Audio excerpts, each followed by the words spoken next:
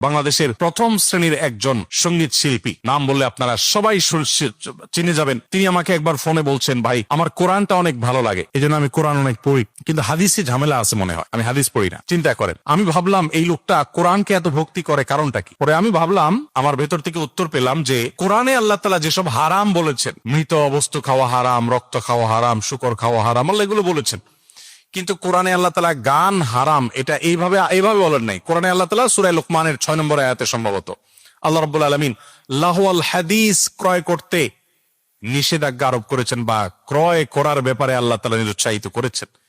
এই লাহওয়াল হাদিসের ব্যাখ্যায় গোটা পৃথিবীতে কোরআন সবচেয়ে বেশি বুঝেছে যে মানুষগুলো, তাদের মধ্যে আব্দুল্লাহ ইবনে আব্বাস রাদিয়াল্লাহু তাআলা আনহু সহ অন্যান্য সাহাবায়ে কেরাম মুফাসসিরদের প্রায় সবার ব্যাখ্যা যেখানে হারাম গান বাদ্যযন্ত্রকে বোঝানো হয়েছে।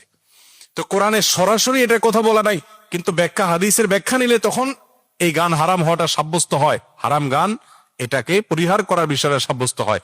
তো তিনি যেহেতু পেশায় একজন সঙ্গীত শিল্পী, তার কাজটাকে হালাল রাখার জন্য কোরআনের ওই সংক্ষিপ্ত যে ইনিশিয়াল নির্দেশ, এটা তার জন্য একটু হেল্পফুল হয়, এই জন্য তিনি কোরআন মানেন, তিনি হাদিস মানেন না। বাইরে আমার এই ফিতনা এখন ঘরে ঘরে। দুই একজন জেনারেল শিক্ষিত মানুষ বের হয়েছে, যারা হয়তো পেশায় ডাক্তার বা এরকম কোন পেশার সাথে জড়িত, তারা দেখবেন কোরআনের ব্যাখ্যা করে, কোরআনের তাফসির করে, হাদিস তাদের মুখে কখনো শুনবেন না, তারা হাদিস অস্বীকার করে। এটা ভয়াবহ ফিতনা। ওই যে নবীজি বলেছেন কিয়ামতের আগে বহু ফিতনা আসবে, ধোঁয়াশা আসবে, বিভ্রান্তি হবে, দেখে মনে হবে ভালো, আসলে সেটা খারাপ।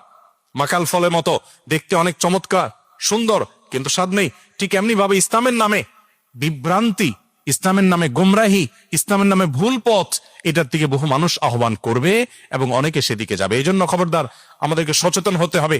আমরা মুসলমান, আমরা কি শুধু আল্লাহকে মানি না আল্লাহ এবং রাসূলকে মানি? আমাদের ইমানের যে কালিমা, সে কালিমাতে শুধুমাত্র লা ইলাহা ইল্লাল্লাহ আছে, মুহাম্মদুর রাসূলুল্লাহ আছে। তো লা ইলাহা ইল্লাল্লাহ আপনি মানলেন, মুহাম্মদুর রাসূলুল্লাহ মানলেন না, ঈমান থাকবে? ঠিক একই ভাবে কোরআন মানছেন, হাদিস মানেন না, ঈমান থাকবে না। পরিষ্কার।